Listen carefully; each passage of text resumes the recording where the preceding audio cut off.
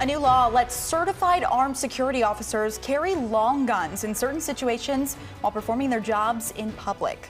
Welcome to News 2 at 4. I'm Tori Gessner. And I'm Kendall Ashman. The law is already on the books, but News 2 learned of a meeting meant to fine-tune it. Andy Cordan joins us in studio with more. Andy. Hey there, ladies. You know, the head of a major security company tells me that in principle, the new law, well, it has good intentions, but as written, he still has many questions. What has us concerned as an industry is that we need more answers from the state. Jack Bird is CEO of Solarin Risk Management, a Tennessee-based security company that employs hundreds of armed security officers. I am very much pro-Second Amendment. I am pro-law enforcement, pro-security. And I think that in its intent, the law it has great purpose. I think the implementation of it and the things that have been left to chance are bad. I think that there's a public health risk.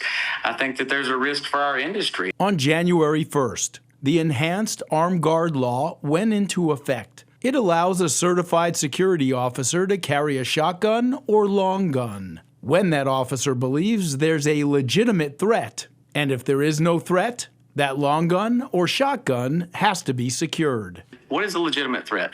Tell us, give us the parameters, give us the use of force continuum. Explain to us how we can impart that knowledge to security guards. It says that if there is no threat, then the gun will be secured. Do you have a problem with that?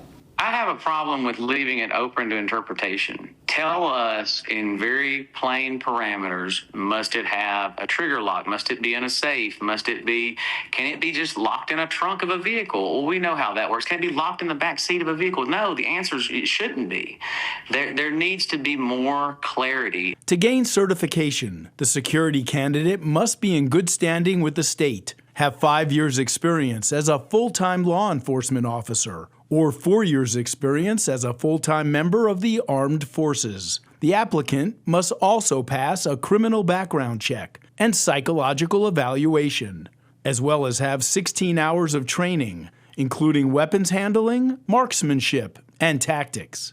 There needs to be clear, defined parameters of where these types of weapons can be deployed and who can deploy them. We got the who answered by this law. We don't have clear parameters on where and how. And News 2 has learned that this coming Monday, there's a meeting at the Department of Commerce and Insurance where key players in the security industry are expected to iron out some of the finer details of this new law. Let's send it back to you. All right, Andy, thank you. And we reached out to Representative William Lamberth, who co-sponsored the legislation. He sent us a statement saying in part, quote, "Businesses and private entities utilizing armed security services will be better able to deter crimes, but also provide a greater level of security for their employees and their property."